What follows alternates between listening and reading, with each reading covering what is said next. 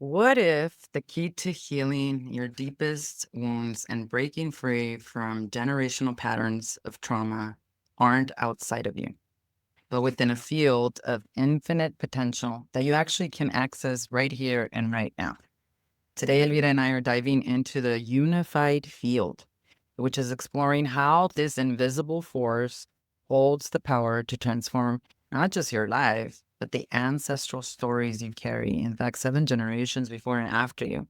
I mean, imagine feeling like you have finally freed yourself from the weight of generational trauma, unlocking your own personal sovereignty, and living from a place of true alignment with your highest self. Stay with us as we show you how to tap into this powerful field using Kundalini Yoga, the wisdom of A Course in Miracles, and the groundbreaking insights of energy, specifically the neuroscientist Jacobo Greenberg, who Elvira knows I have been obsessed with for some time now. How are you, Elvira? I'm doing amazing. How are you doing? Amazing. You look radiant and gorgeous as always. Been having a good week. How's your February kicking off?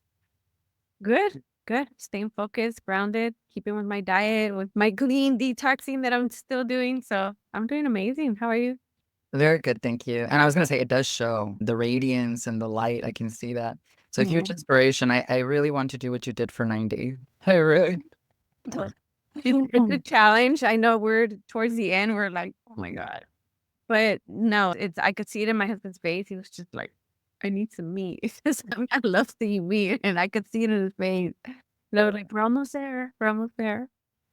Oh, for any of you that missed it, we were talking about this last week, but Elvira did a 9 day, it was like fruits and vegetables, right? Detox. Everything raw. Yeah. Just specifically what the book says.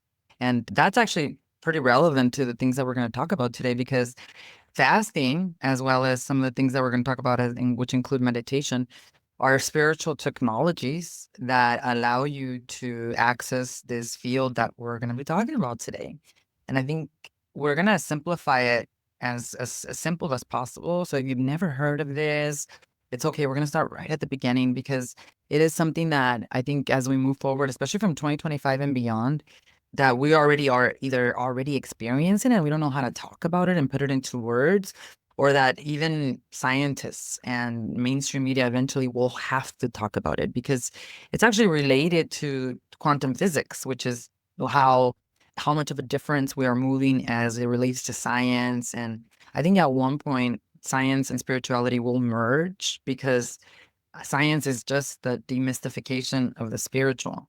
And so when we understand energy, which is what we're going to talk about today, it makes perfect sense of how, even though these generational trauma patterns that we carry of abuse, abandonment, of neglect, of the addictions that come with that, they seem impossible to break. And the reason that is my beliefs, I don't know about what you think of it, but it's because of the approach that we take in Western society, in modern day medicine, where we don't not only address the root, but we don't understand that emotions are energy in motion and that we can absolutely learn to process and hold emotions and contain them, especially those that our ancestors couldn't, so that pattern actually doesn't get repeated. I don't know. What do you think? Yes, I think as we're getting into a point in our lives where the majority of us, we're questioning how everything has been done for the past whatever hundreds of years in regards to medicine. Everything's a pill. And like I said, we want everything now instant because we're so used to getting information, the phone, everything's instant. But obviously, it's not working. There's so many people that are sick. You go to the doctor, they give you a pill. Mhm. It's like, how does the pill know where it needs to go exactly to that part of your body? It goes everywhere. And we're hitting a point where the pills are not working. I remember I went to my doctor and I'm like, look, I menopause, it's hitting me. And she was like, I don't, do you need to like do blood work for the hormones to see where I'm at? And she's, I don't treat your hormones. I will just treat the symptoms. I'm like, how's that gonna work? I'm like, no, I'm not coming back for that. And as I'm doing my detoxes, I'm realizing because I'm reading the book and that also helps. Your diet also helps with that. And we're seeing it so much. I see it in so many people that they're changing their diets and it's completely changing the physical symptoms. And obviously with the meditation, what we're going to talk about. I love it. The Kundalini, the Adi Shakti. They're one of the most, probably one of my favorites, the Adi Shakti, for sure. Oh yeah, I remember that you shared such a beautiful experience that you had with that, and we'll definitely get to it. But going back to what you said about the detoxing, right? One of the reasons how many people can fast for 9 days or do what you did, not a lot. It's very difficult. It's the mind, right? The mind deals with stress by the food, by the coping mechanisms. So one of the reasons why you've been so successful to be able to do a 9-day detox like that, because it does change your life. It does clear energy, and it's a spiritual technology. As we know, our brother Jesus Christ fasted for God to give him clarity, right? For God to align him. So it's a very powerful spiritual technology that modern medicine does not want to talk about. But the whole thing is the reason why you've been able to do that. And I know for me too, prior to my healing work and my meditation practice, I could not fast for more than a day or two. I used to starve myself and not have very good eating habits. But to say, oh, I'm going to fast for 3 days, I started fasting after my meditation practices because my nervous system was more regulated, that I didn't need that coping mechanism of food. So it's almost like the gut, we know the gut is a second brain. The gut is just as important to clear it and to cleanse it and purify it as like your nervous system is your brain, right? However, like it's like a oxymoron. Like we're stuck in this situation where if we don't have a stable nervous system, we're making really bad decisions about the foods we're eating. And if we don't have a regulated nervous system, it's impossible to fast because my God, that's my coping mechanism. That's how I deal with my stress. So if anybody of you are listening to these and you're like, well, I can't do 9 days, I can't do 2 to 3 days, it's totally understandable. It's totally understandable. So the thing is that we can actually start in other entry points to get you prepared to actually do something like that. I don't know, was it like that for you? Did you feel like now it's become easier for you to stay committed to these? Or were you always like somebody that it was easy to do like these detox? No, I think the meditation, my sauna and everything has prepared me to do these detoxes, because there were many times that when, you say, I'm going to do this, and then you just don't do it. Right. So I think the meditation for sure has helped me, because when I first started doing meditation, you sit there and my mind was just everywhere. I have to do this. I have just sit here, and I'm just constantly fighting with my mind. Like, just relax, just sit here. Like, why can't you just give yourself 3 minutes, 10 minutes? It doesn't make sense. But I think now, and it doesn't mean that every time I sit down, I'm completely like zoned in. That's not. There's times that I'm like, calm down, Elvira. It's okay. Relax. Just calm your mind. Just focus on your forehead, on your third eye, whatever. But I think it's definitely prepared me to be able to do this, because I do get it from a lot of people that are like, I don't know if I could leave sugar. I don't know if I could leave the coffee. So I did it gradually.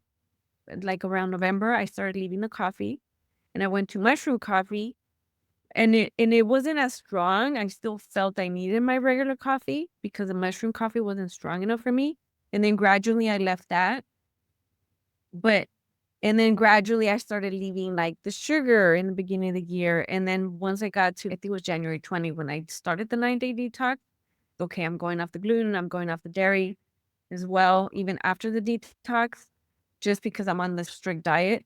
But again, it gets to the point where I think, we're dealing with physical illnesses at times that, okay, am I going to be going through all these other medications, or am I going to just commit to this and see what this actually does? And I think when people start seeing, because I know a lot of people that say, no, I completely changed my diet and it completely reversed all the symptoms that I had. So obviously it's working, but I think we need to take baby steps if we haven't done something like this before, because it could be very drastic. It could be, it's difficult in the mind, but I think when I focus, no, I'm going to dedicate this 9-day to God, even these next couple of months, when I feel weak, God, please just give me the strength that I need, because you have to get some kind of support. Oh yeah.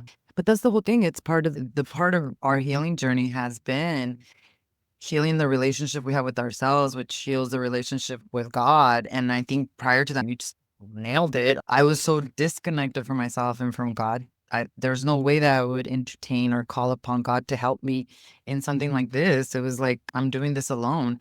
And then people, exactly what you just said right now, they don't believe that a 9-day fast will completely change their entire health until I'm glad that with your husband, like he went to the doctor afterwards and the doctor was like, what did you do? You know what I mean? Because I think if we all carried around scanning machines to scan our brains, we could also stop doing the same thing we're doing to meditation, where I think people think that meditation is just something that you go into a coma, you have to be calm, and it's just for relaxation. And that's exactly what today's episode is about, to debunk that, because it's beyond just, oh, relax. I don't even remember the last time I was fully relaxed in a meditation, to be honest with you. There's always something happening. Right now in our community, we're doing that negative mind meditation.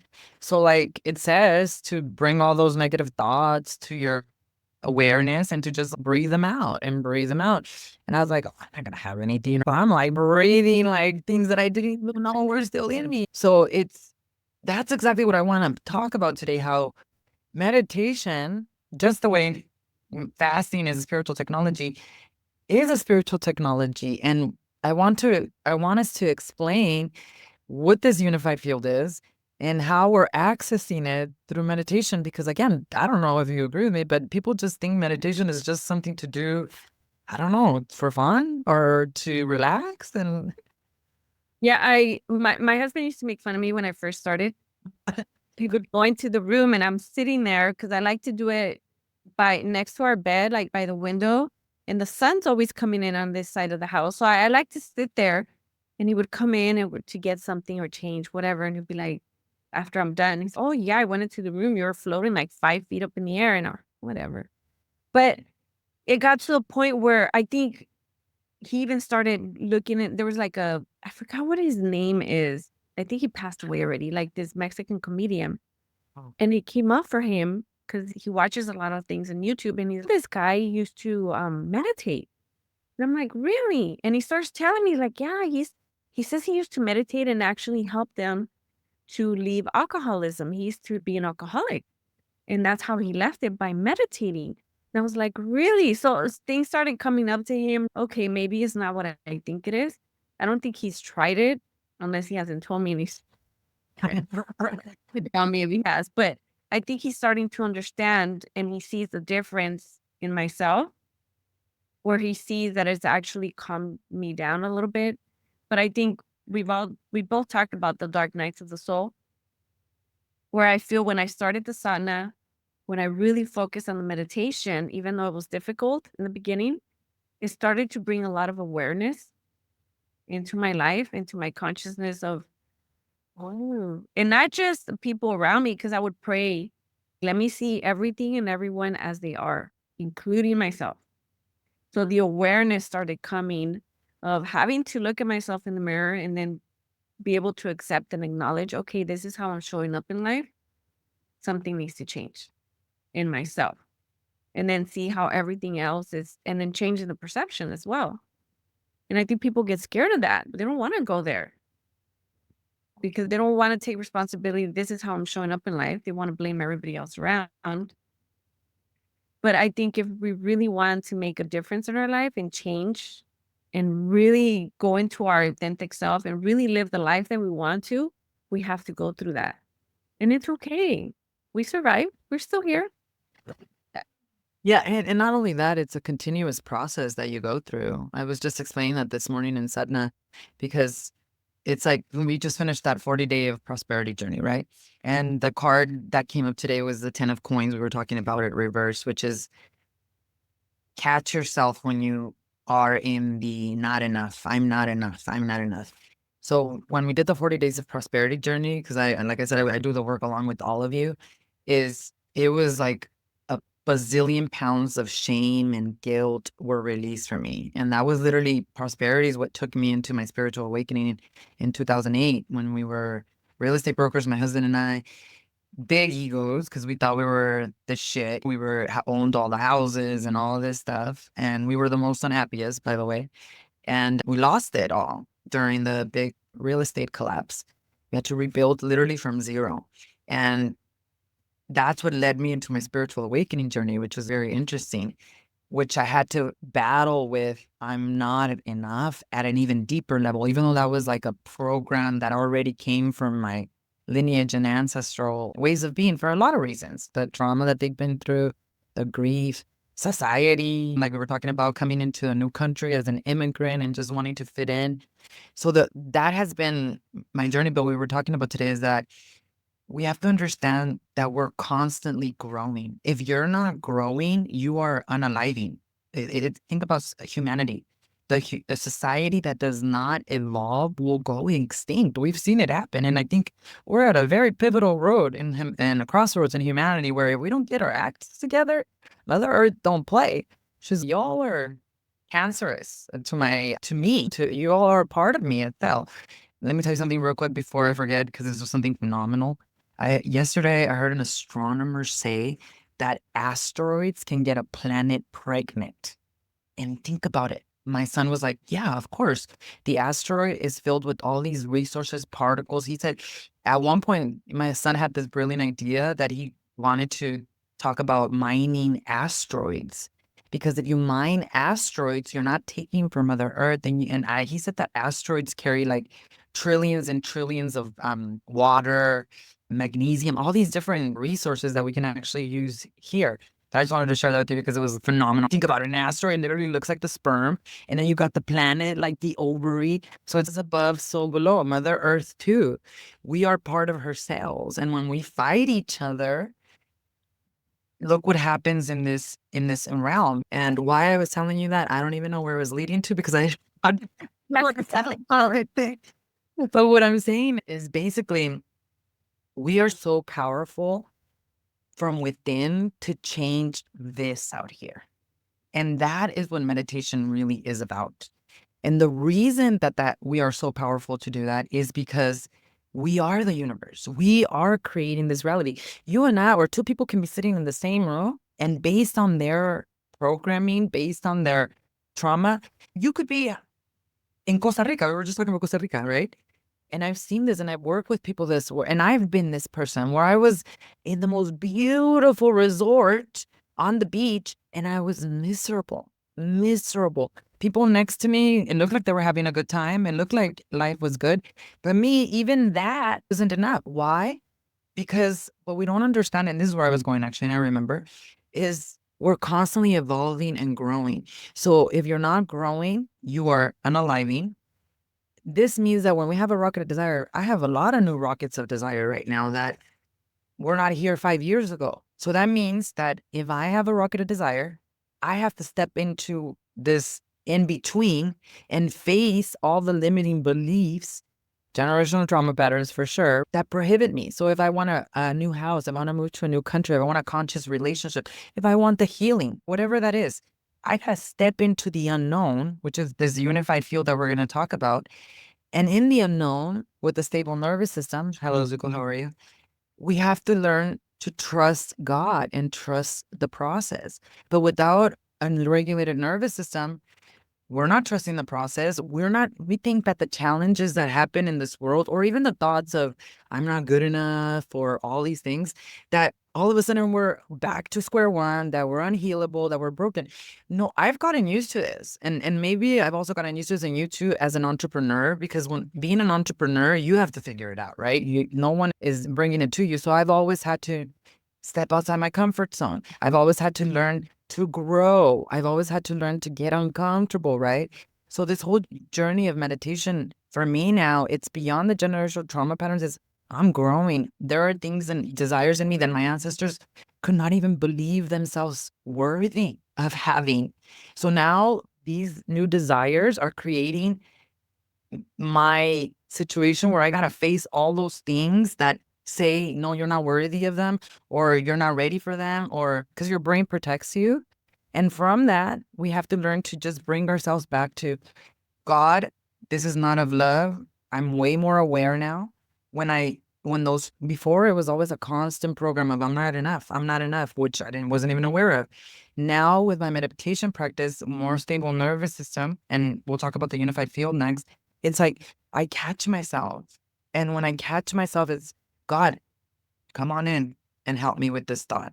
Is that the process that you have felt through? Because I don't believe that we're ever trying to say that we don't ever have any thoughts that are negative, or that we're now just like complete zen masters. You know what I mean?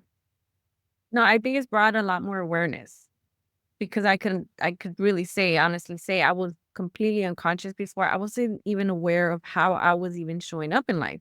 Exactly. And for whatever reason, the meditation of actually just sitting there and practicing my sadhana, it brought me to a lot more awareness, even to myself, to the point of even now, life is gonna happen. There's gonna have moments where I shouldn't have said that. I shouldn't have reacted this way.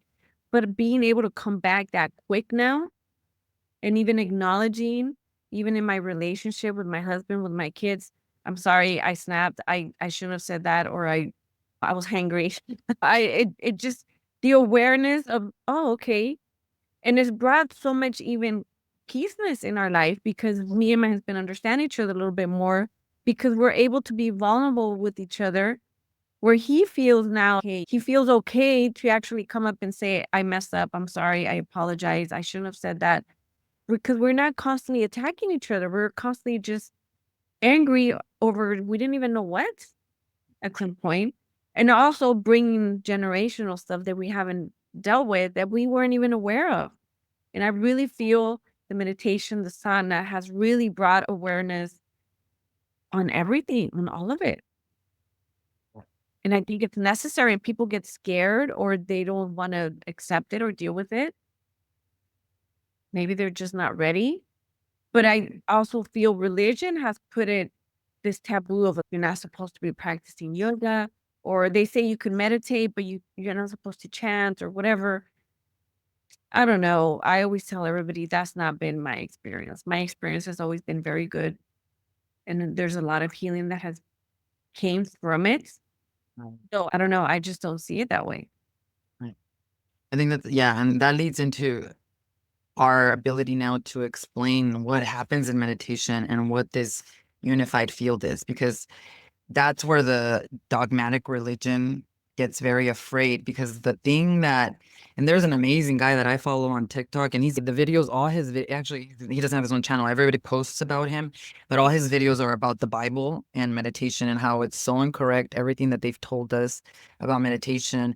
One of the things that makes people afraid of meditation is the fact that, like, I had a client who I did a one-on-one call with her a couple months ago, and she was somebody who was meditating, but her family was very religious. I think they were actually Jehovah Witnesses, to be honest with you. And she was saying that she was meditating and she was telling her family that it was making her feel good and that she had this connection with love, with God. And they made her feel really afraid because they're like, how do you know that's God? How do you know that you're not praying to, again, they would say to a Hindu God? And the Bible says there's only one God. You shouldn't, I don't know how, what does it say exactly? Like there's one God or something like that. Don't pray to other gods. Do you Yeah. remember Something I don't remember exactly, but he's a jealous God, so he doesn't want you to. that? That exactly. But what that really means, and his name is William Donahue. I'm like obsessed with him because he breaks down, and he's probably in the 90s, the Bible, and he reinterprets it to what it was really trying to say. So that part, the gods, what Jesus was trying to tell us with that was basically, you are not going to idolize anyone outside of you. No one, including me. Jesus Christ did not want to be idolized. He said, you will do bigger things than I will do. And he was a meditator between the ages of 11 to 33. Where was he? He was in Egypt. He was in India. There's evidence of the historical Jesus that literally went to teach meditation, because that's where the kingdom of heaven is within us. So he wasn't saying you can't. I really admire other religions, to be honest with you, spiritual practices. Like I studied a lot about Hinduism. I love their culture. I love Kabbalah. We've talked about Kabbalah too. all those different things, and they all say the same thing, to be honest with you. It's what Jesus was saying is stop idolizing things outside of you. The God is that you're looking for is inside of you, because you are an expression of God. And that's where people get so scared. This woman particularly, who are you connecting with? Let's explain that today, because that's exactly what the unified field is. And we have to understand that the unified field, she's a divine feminine nature. She's the fourth state of matter. She is wild. When I went to my plant medicine ceremonies, you can do that through plant medicine too, but meditation is another way, because what you're doing is you're expanding your consciousness through meditation so that you can relieve yourself from that freaking program of the identities you gave yourself of. And again, we do this unconsciously. It's horrific because it's of the trauma we go through. Of course, growing up with the mom that was not there, present because of our own depression, I didn't feel worthy. So that's the programs that happened inside of me, right? So the unified field, when you meditate, and in plant medicine, this is what happened with me, you are able to access this. And so many people, like scientists, Jacobo Greensberg, and other people have used plant medicine. Even the founder of Apple, he went to work with Maria Sabina in Oaxaca. Listening, okay? I'm just gonna let the dog out. Oh yeah, for sure, for sure. So he went to Oaxaca to actually work with plant medicine. Why? Because there was an expansion of consciousness that occurred. And look at all the things that he created. So when I was in the Amazon jungle, I had access to this quantum field for 8 hours at a time. That's what happens when you work with plant medicine, a specific plant medicine, right? And because of that, I became aware, and I connected with intergalactic beings, ancestors. There was no time there, just like the womb. The womb, scientifically proven that there is no time. You can go back there. It's non-linear. And it was wild. She was wild, but as much as she was wild, she was nurturing and caring. And that's the whole thing that we do with meditation. Now, we talked a little bit about Jacobo Greensberg. He's a neuroscientist from Mexico. He was in the 90s, and he disappeared mysteriously because he was proving that our brains harmonize with each other, and that we all have telepathy powers, and that we can all basically connect to this field. And the way he described it was like this lattice. And it basically means that this is where consciousness actually shapes reality. And the generational trauma imprints, they alter our perceptions. They give us perceptions of we're separate from God. So then what happens is that we're not consciously even breathing. So we have to understand, with every inhale and exhale, you're creating this reality, because every inhale is tapping into this field that then is projecting the reality in the 3D. And that's what meditation does. If you're on a program because your ancestors have been going through a lot of abuse, colonization, all the stuff that they've been through, right? You're not consciously breathing. These things are wired in your nervous system. The inhale and the exhale is literally just creating the same things that they went through as well. So when we meditate, we regulate the nervous system, more the brain, so that we can be more conscious, like we said, more sensitive to our thoughts, and so that we're aware that we're constantly interacting with this field that is creating our reality. And that's the whole thing that people, especially the matrix, like the people that control this, they don't want you to know that. Because once you do start doing the meditation, everything's going to change, because you're going to take your power back. You're going to be able to know that as much as you are under free will in this physical body, because you are a powerful co-creator, you're ultimately, all of us, we're under the will of God.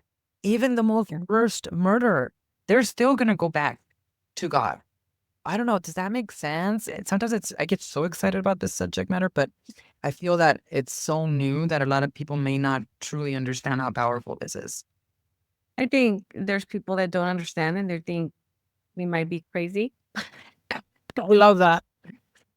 Hey, I tell my husband, I'm like, I know I'm crazy, but not crazy. Like, and he just looks at me. I'm like, whatever. But I do really think I'm very excited in the new age that we're going into, because I've been hearing you for the last couple of years. You're like, we're going into the age of the truth is going to come out.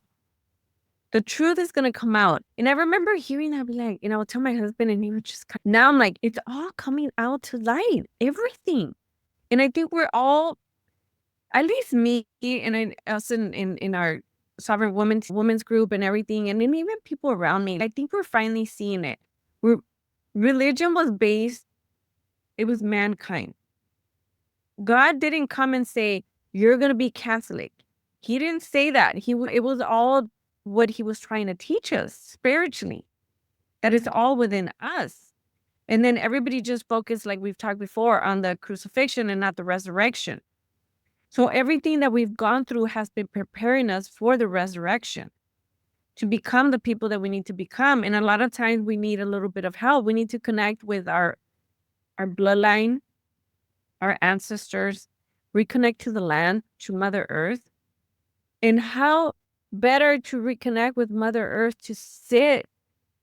You know how many times I've sat in meditation and I connect not only to God, but to Mother Earth. And I just feel the connection of all, like when we were talking about last week, the Ankh, because they see it in Egypt, in the walls. It's like the what is it? Taurus? Yeah. The fallopian tube, and then the birth canal, 120, 120, 120, 360-degree life. I can honestly say that's how I felt in meditation. The connection to God, the connection to myself, the connection to Mother Earth, the 360-degree life connection, all one, completion.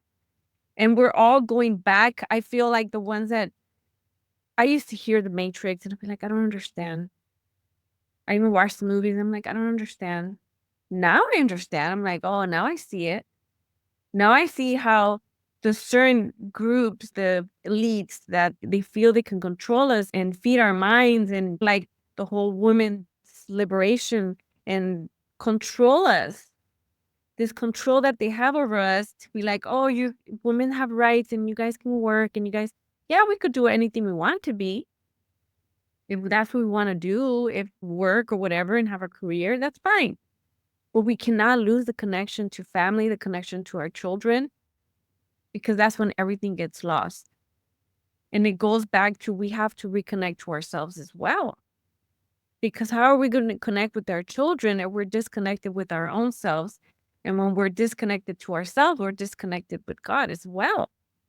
Because how many people I know people that go to church every Sunday and they read the rosary and they're completely unconscious, blaming everybody and everyone.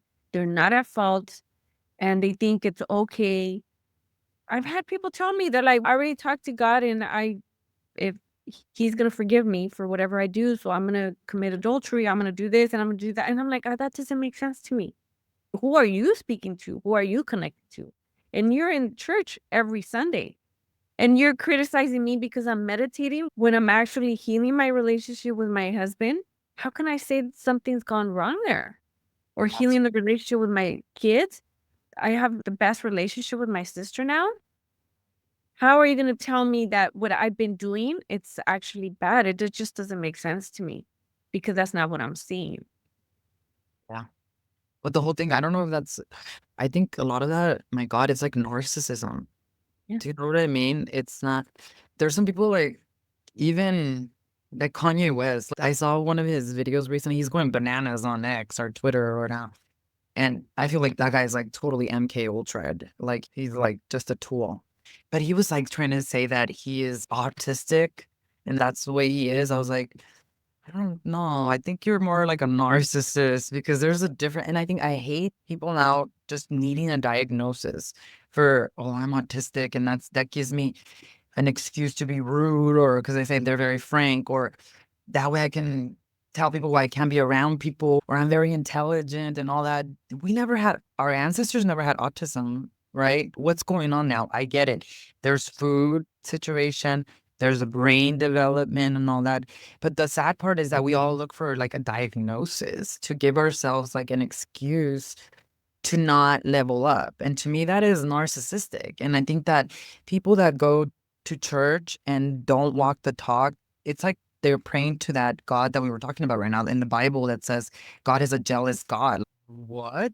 That doesn't even make sense. And the sad part is that they jump on that and they perceive it to their own convenience. They perceive it to, but why are they doing this? Because there's no self-awareness at all. And it goes back to meditation. This is why meditation is so uncomfortable. Because, like you said, you're going to have to realize that as much as you're the solution, you also are the problem. And that's not easy for people. And I get it, because if you've been through a lot of generational trauma, my first phase of healing, I was angry. I was Mhm. absolutely angry. And then I was more angry the fact that I had to do the work while all these people around me were still acting like complete idiots, which again, now it's okay. They're not idiots. They're just acting out of their own state of consciousness. And the only thing that I can do is heal myself.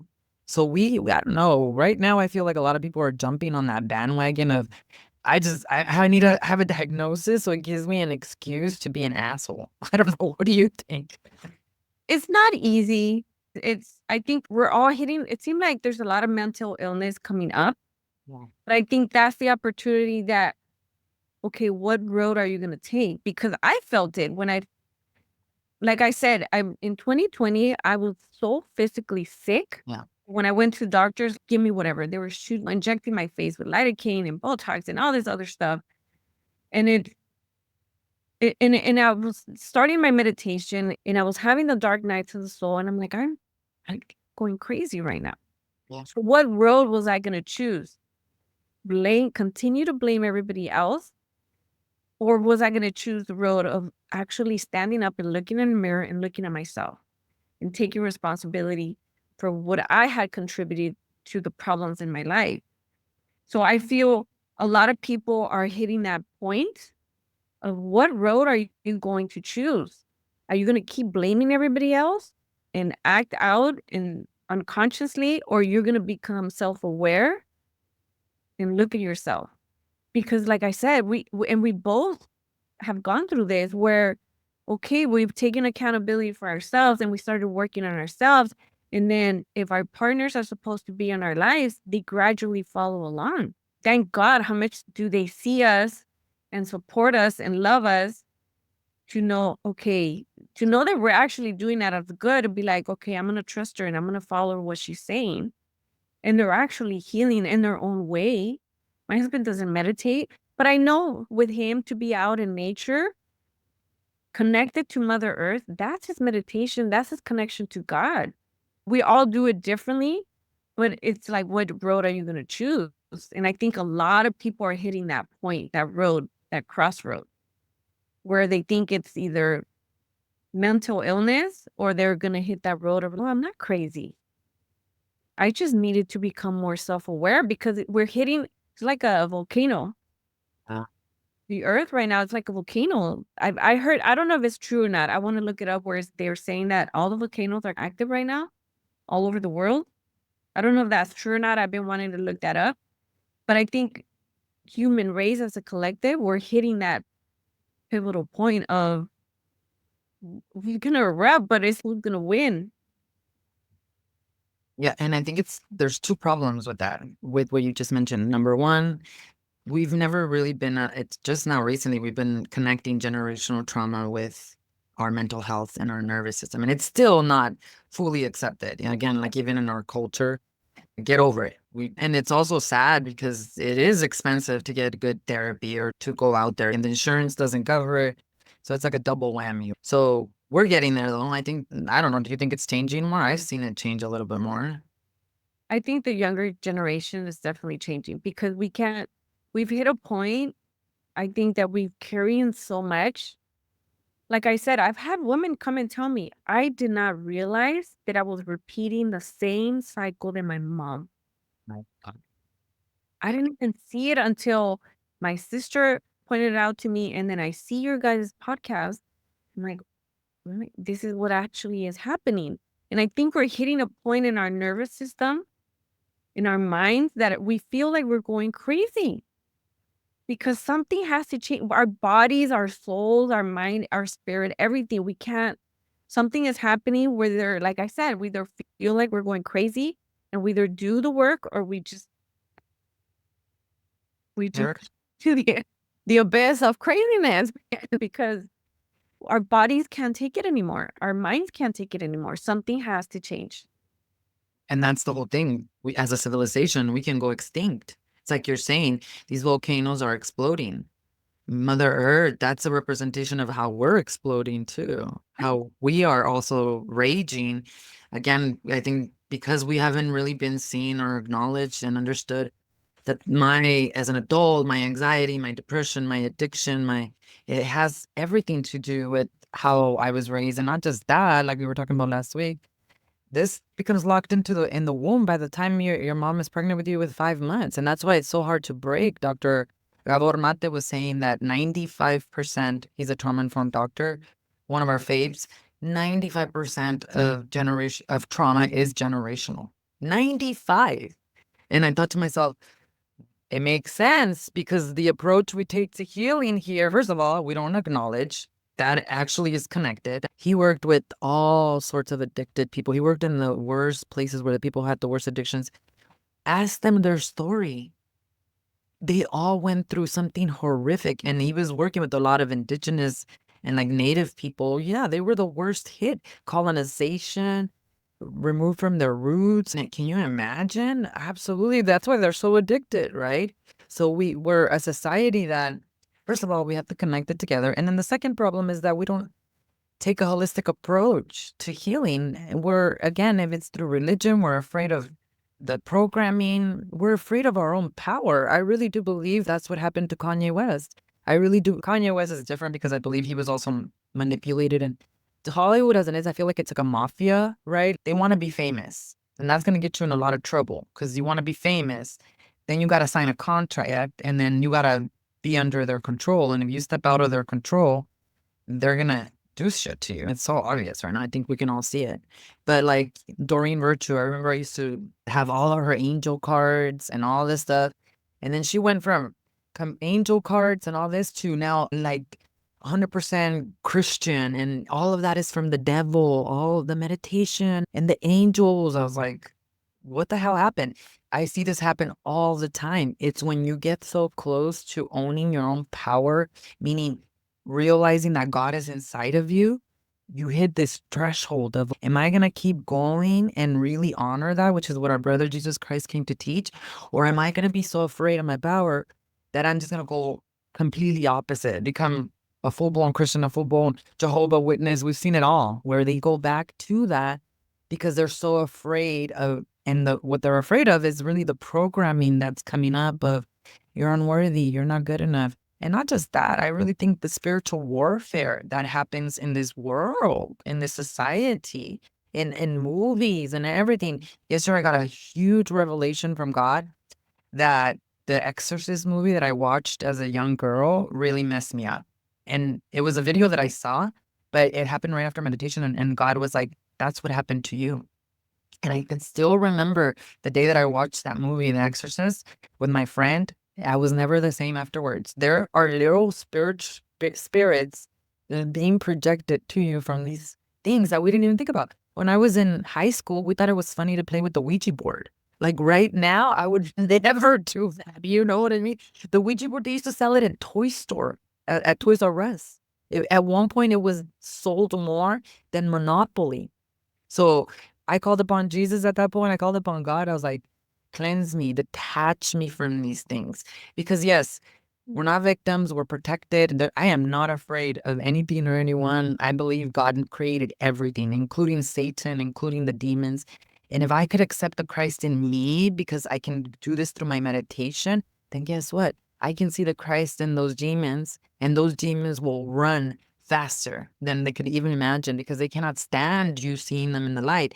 And I also really feel incredibly protected from my ancestors. And even that, religion, my mom's at one, she would tell me, no es bueno tener los muertos allí. It's not good to have the dead there, even though my madrina who transitioned, she was always celebrating that celebration. She was always involved in that. It's almost like we come to the West and we're like indoctrined to just leave that stuff behind, to be afraid of it, to just be a quiet little Catholic girl, and to ultimately be afraid of our power.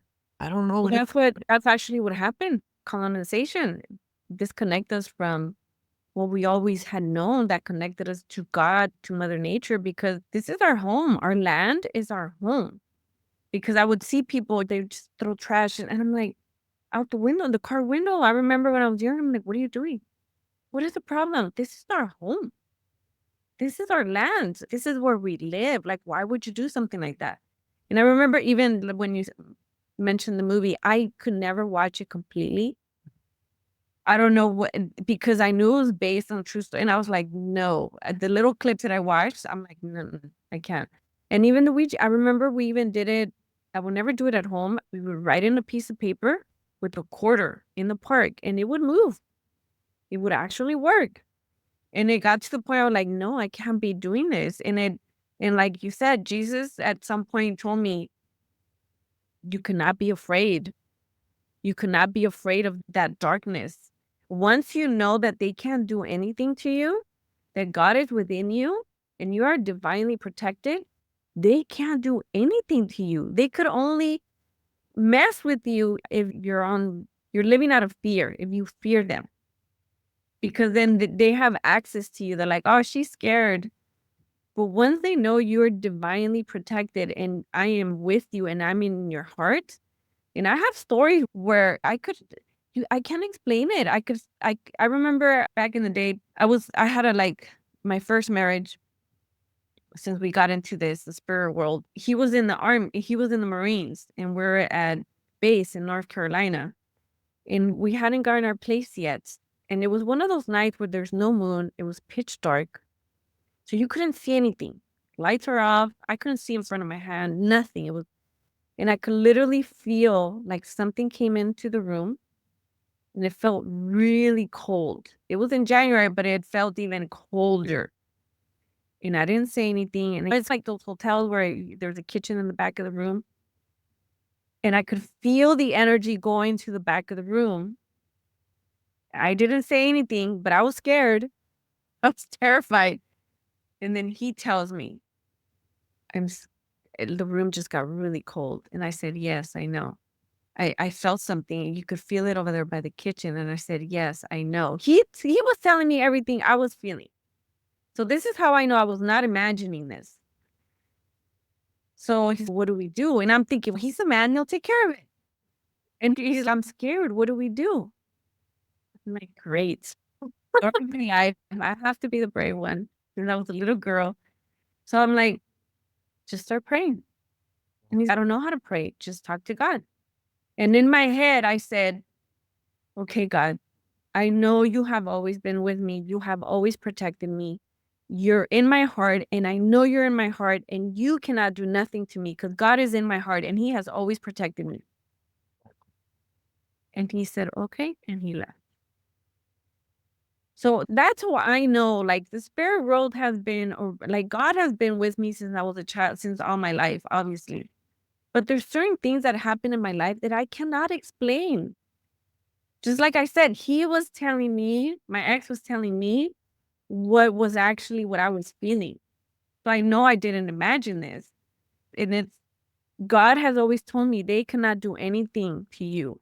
As long as you have me in your heart, as long as you remember that I am with you, that I've always been with you, I am inside you, I'm in your heart, you are divinely protected. Once you know that, it can't harm you. Can't let it won't. But you did it in such a beautiful way, and that's the thing that was done incorrectly in that movie, The Exorcism, because the way the priest dealt with it, the priest was, I rebuke you, and talking shit to the demon inside of her. That's not even how real exorcisms actually happen. And I've seen videos of like people doing the right way. They actually face the demon with love. They see the demon in love, because if you don't do that, demon will just transfer onto something else or someone else. If you really want to dissolve, it's what you did. I have God in me. There's nothing to fear. So that demon, that darkness will then be afraid of that light in you. And why? Because that demon in darkness is afraid of seeing the light in themselves. And that whole movie, The Exorcism, wasn't about that. It was about making us afraid of these demons. That's why I feel like it was being projected onto us, because it was about rebuke. And I mean, he went through all this abuse and all of that stuff. It's because of that. Christ didn't have to do that. Christ took demons out of all kinds of people. And he was just like, I see the Christ in you. There was no need. He used a sword when he needed and all those things. But it goes back to God is in me. And I think where a lot of us, especially through generational trauma, so that's one thing. The second thing is when we're not connected to God, we absolutely become a vehicle for spiritual entities to enter us. That's why they call alcohol spirits. And you go now, I can't go into a place where there's like a bar or something like that without sensing what you're talking about, sensing the energies, sensing, because they're just waiting, these spirits, anybody who's unconscious, and it's not just alcohol. If you're in pain, I know people who are literally, I feel that they are possessed. They literally are possessed. It doesn't make me afraid, but I know that they know that I know, so they're really afraid of me, and they don't really confront me, and they go that way, and it's hilarious to me. Very funny. But by the same token, I see the Christ in them. I'm not afraid of that. And it's not like one person reminds me, very, very afraid. She's like she always sees scary things and really not connected to the divine. Why? She has a lot of generational traumas. I don't even judge her. I get it. I absolutely get it. So these things, these entities are real, but the thing is that the meditation practice is what allows you to reconnect to the truth and the core, so you'll stop being afraid. I'd rather stop being afraid and do that work than continue to live under the religious program that something outside of me can actually even hurt me, which is what they want you to believe. Yeah. Yes. Yes.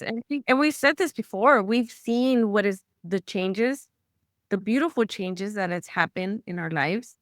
Obviously, life is not perfect. We still have at least me, I still have certain situations with certain people that we're just not there. But it's healed so many relationships with my husband, with my kids, with my sister. They're just, you just can't explain it. And I hope that at some point people realize and reconnect to who we truly are and where we truly come from, and that it's okay. God didn't make religion, and like we said, you have to be this religion and you have to, that's not what he said.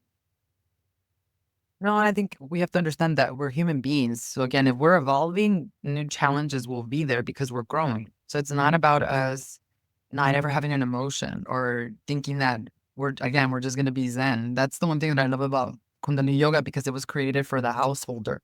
It wasn't like a Sattvic practice where you sit in meditation for 30 hours and this is for somebody who's out there doing serving, which is what we're here to do.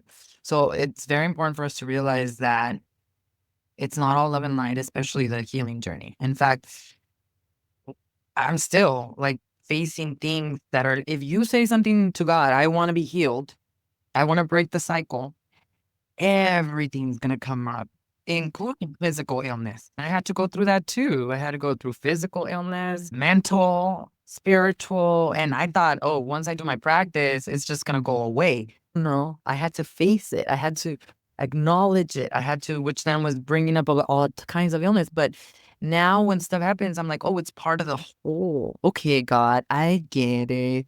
This thing right here, my brain is just trying to protect me from the healing.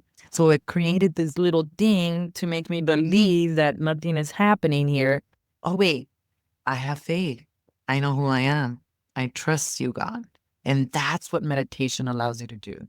Because especially for some of us that have grown up with parents that have been depressed, right? We feel lonely. We feel not seen. And what I consider to be this unified field is what we were talking about, this Adi Shakti. That's what we call it in Kundalini, the divine feminine. She's a nurturing mother that through your inhales and your exhales, you can connect to, so that you know that you've never been alone. It's literally what happens in near-death experiences we were talking about in the last episode, right? The guy went through it, and I had so much compassion for him. Imagine as a 6-month-old getting thrown in the trash. What? That's where I'm like, God, why would you even allow that? Just cut it off. So he went through all of that. Then he had a near-death experience, and in the near-death experience, he met God. And God was nurturing. And I know you and I have talked about, we've experienced this in meditation where we have felt seen, we have felt safe in our bodies. And a second of that changes your entire life. But it isn't always like that, because again, you're growing and evolving. In order to grow and evolve, you have to pull up the junk. Like, it's if you were going to go into a hotel, your subconscious mind is your hotel. And I don't know where the mind is. I'm just pointing to my brain, but it's a hotel that you've never been into. Every time you meditate, you're going into a new room and there's dust. There's cobwebs. There are things that you have never even felt. And sometimes it doesn't show up as an image. It's just your body starts reacting. Like the nausea for me, the even the glands and stuff like that. You start to really feel this stuff come up. And then you keep moving forward and you keep moving forward and you start to clean out the hotel. My hotel is much cleaner than when I first started, but I'm sure there are still going to be rules in there because right now I'm growing in things that my ancestors have never done. So it's okay. It's part of the process. And that's where people, I think, get it really wrong. They're like, oh, meditation is supposed to make me feel better. Why are things getting worse? But the more that you practice it, and this is what happened with me, the more you have faith in God, the more that you can stay neutral, the more that you can train for life. At one point, we're going to have to go through the transition of people that we love. Although I heard a guy say today that if you can make it to 2030, that after 2030, you will be able to live forever, which even that, I don't even know if I want to live forever. You know what I mean? God made this on for a reason, right? For us to do all of this. But that's what we have to really understand. It's not love and light. Meditation is a place that you come to purge, to transform emotions, to come back to your core, regardless of what's happening. And even through it, you have to be completely detached from the process. And now I feel like my meditation practice is way more simple than when I first started. We talked about this before because there's so much a deeper connection already within me with God where I can feel God's grace a lot more. Yeah. Yeah. I think for me, it's more like the way I see it is like the ascension process. They're just levels for us to really understand, God, what he's trying to teach us to be able to get to his level. We have to go through certain levels in life, certain tribulations to be able to ascend to the next level and keep going through that level and then ascend to the next level and keep learning and keep going up and up until we reach him. But it's as painful as it can be, certain situations that we've gone through in our life, because we all have a story. But it's changing that perception as well to be like, okay, this is what I needed to go through in order for me to understand how to be a better mother, how to be a better wife, be a better sister, how to be a better human being, and be able to keep understanding what God is actually trying to teach us instead of him just giving it to us all at once.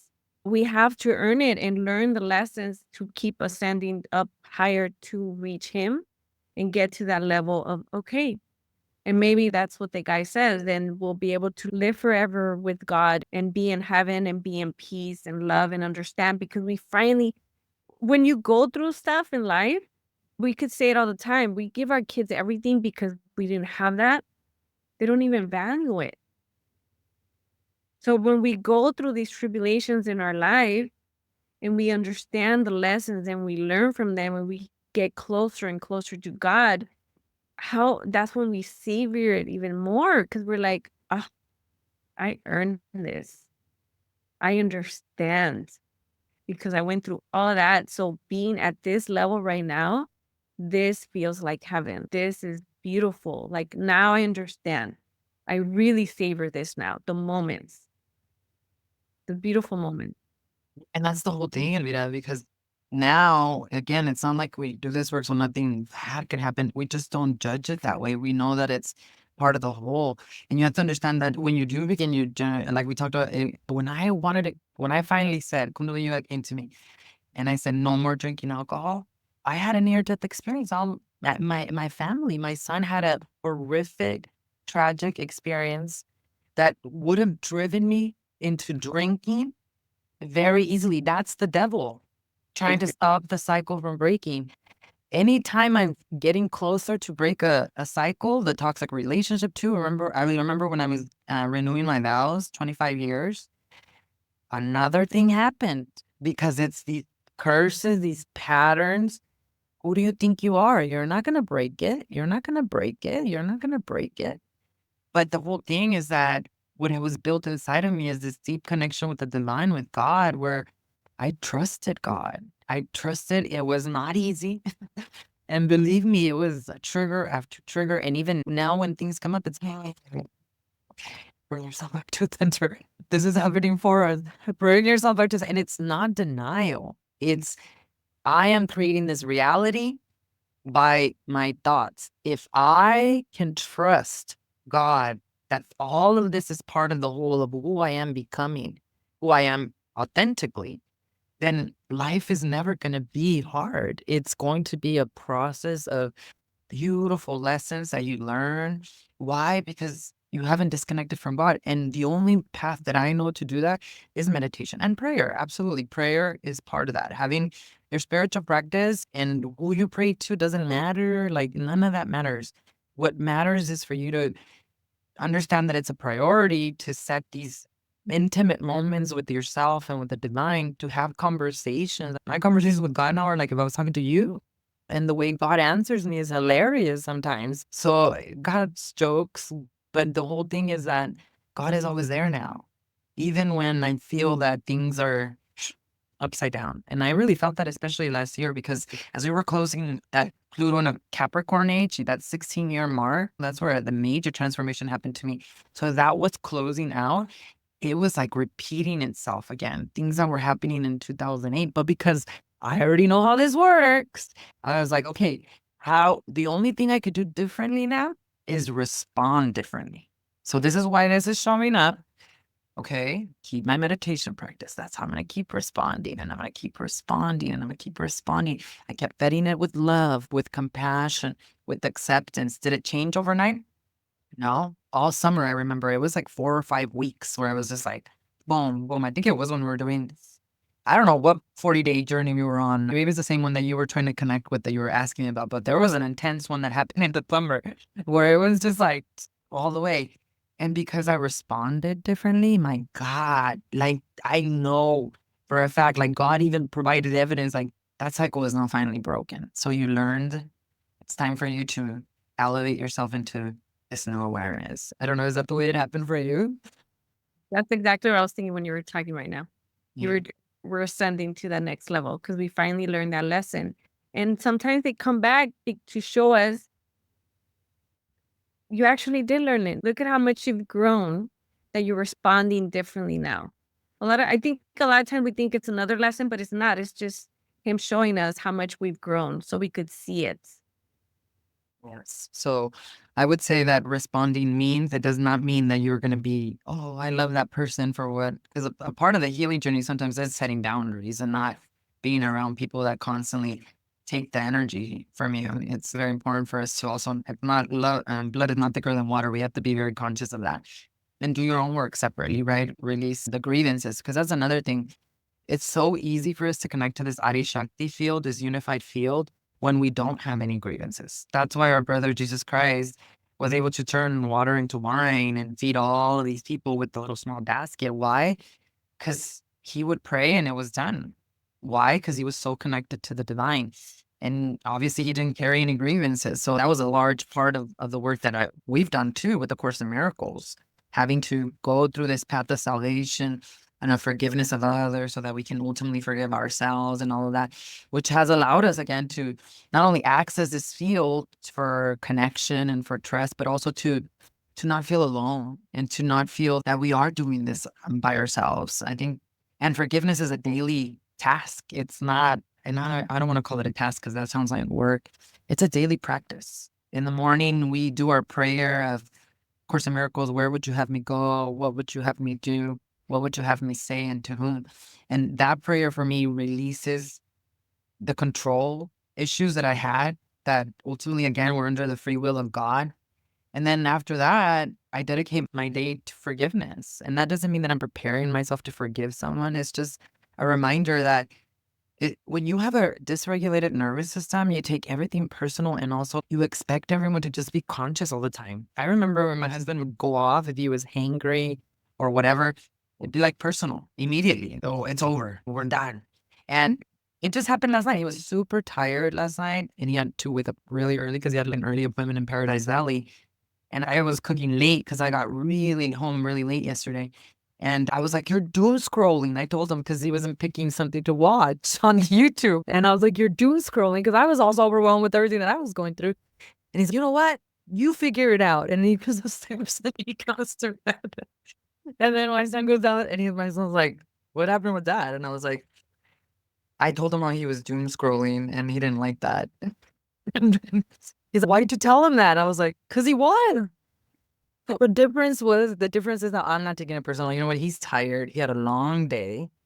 That guy, I even came within 10 minutes. I was upstairs. I was actually going to wake him up to come eat because the food was finally ready. But he was like so knocked out. So I just put the little blanket over him and tucked him in. And then when I came to bed with him, I was all hugging him, he thinks that's weird now because before I would be like holding the grudge, Yeah. the right one, and all is. And I was like, I shouldn't have probably said that either. And I'm a little bit rude in that way too. And he was just not in that mood. But the whole thing is that we go back to forgiveness and acceptance. And I don't expect him to be conscious all the time, just the way I hope that he doesn't expect me to be Yeah. conscious all the time. You know what I mean? There's a lot more compassion. There's a lot more compassion. Because right now, when you said that, I remember the first time when I started to apologize, when I would say something I shouldn't or something, my husband just looked at me like, "You're apologizing? Like what?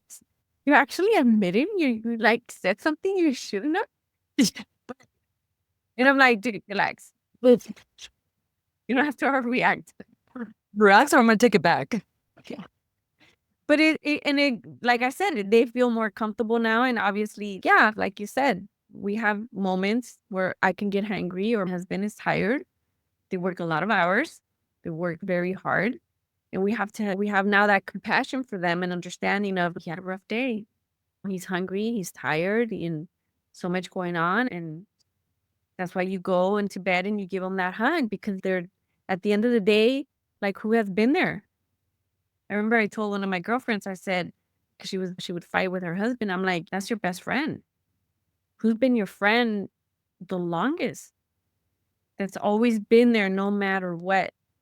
So why are we not allowed to have compassion for each other? We're like, as couples, a lot of times we're so hard on each other when we're the ones that are always there at the end of the day. We're the ones that push comes to shove, no matter what happens, we're still there. So why are we not going to have compassion for each other? And I no, think, we go unconscious. We all do. oh, yeah. And the most beautiful line from A Course in Miracles is, would you rather be at peace or would you rather be right? And that was something that at the beginning I was like, I'd rather be right. Like, F this. But now it would trigger me listening to that. And now it's just become like a mantra. Would you rather be at peace or would you rather be right? I'd rather be at peace because my ego, I've learned to become more aware of it and to tame it. My ego always needed to be right because I always felt so unseen. And again, A Course in Miracles is one long meditation because reading it puts you, even the way our brother Jesus Christ speaks, it's in parable, right? If you read the Bible, that's a meditation because it's putting you in a frequency. And then there are exercises in the course too. 365, you do one lesson per day. I've done those twice in my lifetime, and every time it was like a major shift in my consciousness. So those are meditations too. That combined with the Kundalini yoga meditations, it has been such a beautiful recipe of being able to really accept the Christ in me and accept the Christ in others. And I used to have such horrible high expectations of myself. And it was because my mom had such high expectations of me. It was like, it was perfection for her. My room had to be clean. I had to be clean. My grades had to be straight A's. The cleaning of the house, I was like 8 years old and ironing everybody's clothes in the house while she was at work. There was no, you're going to get a B. There was none of that. And so that's the program that I grew up with. And then, which, I mean, from one side, it's great because it helped me really achieve things and stuff. But the problem there was that I was achieving because I didn't feel good enough. So that was one of the biggest things that meditation gave me, the ability to like stop being so hard on myself. Because the way I have expectations on myself like that, I'm doing that to my children. I'm doing that to my husband. So if they have a moment of unconsciousness, which we all have, all of a sudden, it was done and over. And that's what they say, divorce doesn't happen over the infidelity. It's like he forgot to take out the trash and you're finally done. He forgot to do something else and you are. Because why? It's been building up and then you're like, boom, like an explosion. Have you found that you've been more compassionate to yourself now? Oh yes, definitely. And we talk about the meditation, the Adi Shakti. That's probably one of my favorites. That's one that I always go. That is still part of my sadhana. Just because even when because it's, what language is it? Can you tell me? Because it translates towards the last part into English. And I always look them up, all of them. I always translate on the meditation and be like, okay, and I'll read them like, okay, I know what it's saying. Because I like to know. That's just me. But when they translate even in the meditation, the Adi Shakti meditation, the one that I do is like 7 minutes. So when it translates over to the English part, it's beautiful. Because you're to me, it's God, to the divine of creator, to the divine, the creator of everything, the creativity within us. That's how I see it. And then the divine woman. And I just picture Mother Nature, me, it's just the divine of completion. Like the completion of the full circle of life. It's all one. It's all connected. And it's beautiful. I don't know. To me, that's one of my favorite. Yeah, I feel like I've had the same experience that you're describing. It's so interesting because even when we don't know what they mean or anything, like we can still have the same experience without even knowing because it's something that it's intrinsic. It's almost like what they say with the babies when we're in the womb. We do all of the different poses of yoga inside of the womb. So this is actually something that's natural to us, which is again why this matrix or this 1% has always made us afraid. And we have to think about it. Even with religion, Jesus Christ did not create Catholicism. He didn't create Christianity. He spoke about us realizing the God inside of us. And he spoke about the kingdom of heaven being within us through meditation. And if you really want to learn more about that, then I'll link him below. His name is William Donahue. You can find a lot of his teachings on TikTok, I don't really listen to him on YouTube, but on TikTok there's a lot, and subscribe because the way he breaks down the Bible and he breaks down how important meditation is in the Bible and why it's safe for us to access these quantum experiences. And not only is it safe, it's our birthright. It's just so priceless that I really feel that more and more people will become less afraid. The other thing is the reason why we are afraid of this, and this is the way I'll close and then I'll ask for it. You can close it out as well, is because it's not all love and light. You're working through patterns of generational trauma, of grief, of anger, of all of these emotions that your ancestors could not. Are you going to remember every memory that happened to them? That's not the point. You will feel it. I promise you. The language of our ancestors is of emotions. You will feel it. But being part of a supportive community of other women that are on this path helps a lot so that you can move forward beyond that threshold. That those first 10 days are not easy. You might go into bliss the first 3 days. Then by the time you get to the 7th day, your mind is going to be fighting you. Oh, you don't need this. Oh, you already feel good. You don't got time. That's the program. That's your brain trying to stop you. Oh, this is who are you talking to? Who's connecting with you? Like all the religious stuff is going to come up. Believe me, it happened with me. Even now that I love the tarot. I love the tarot. I feel like the tarot, all of these are divination tools for you to connect to God. Can you do it without the tarot? Absolutely. But if it's there available for us, if you know who you are at your core, why would any other entity or anything else come through you? I can tell when somebody's trying to impose fear on when they read the tarot and all that, yeah, that's not God, because God will never make you afraid. Never. God will show you the people that need to fall off your life, but it will not be afraid. It will show you in a way where you pay attention and you do it. Even dropping an addiction. It's not like God makes you feel guilty. God never made me feel guilty. In fact, because I felt guilty, I couldn't leave the addiction. But it was because of my meditation practice where I finally started on my power, and God was like, do you really need it? Because I love you. That's what I was saying. So it's not all love and light. You have to really learn that there are emotions that have to be felt, and it's a continuous process where unless you're not growing anymore and you don't have any more rockets of desire, then you really don't need to continue to do the evolution work. Any last words on this subject matter? When you said about the girl that she was doing meditation, and then her family, she was feeling really good and connected. She felt connected to God and love. And then her family started putting all this fear. It's right there. What was she, how was she feeling? She felt connected, more connected to God, more connected to love. So how can that be wrong? And I hope she sees that she's able to connect with that and be like, okay, this is not, why would God put fear in me when I'm already connected to him and already feel this love? But if anybody ever wants to start the Adi Shakti, oh, it's one of the beautiful ones. And it's also about self-love. And I think that's one of the reasons why I fell in love with it. Besides the fact that I love what it says and I feel that connection, but it made sense when I finally knew that it was about self-love as well. I'm like, oh, that makes so much sense why I crave it and I love it so much, because I think that was something that I felt that I was lacking. But really, like, I ended up refinding it within me. And that's where I think a lot of us get lost somewhere, that we forget that it's all within us. So that one's a very beautiful one for me. Thank you for recommending that. So I'll link it below. We have it. I think it's on my YouTube channel too, but I'll link it here in the comments if any of you want to find it. It's the Adi Shakti mantra. And just try it out for 3 minutes. And if you're not able to close your eyes and meditate, listen to it while you're driving, listen to it while you're doing something, even falling asleep. It helps tremendously to get more deeper sleep. The meditation that I have on my YouTube channel is an actual meditation you can use with it. And then on Wednesday, in our life healing session inside of our private Facebook group community, this is complimentary to all of you. I'm going to be sharing it and actually demonstrating how to do it and answering any of your questions. So join us over there. I'll link that below so you can join us. And overall, today, I know that we've explored a lot of things that perhaps might be new to you.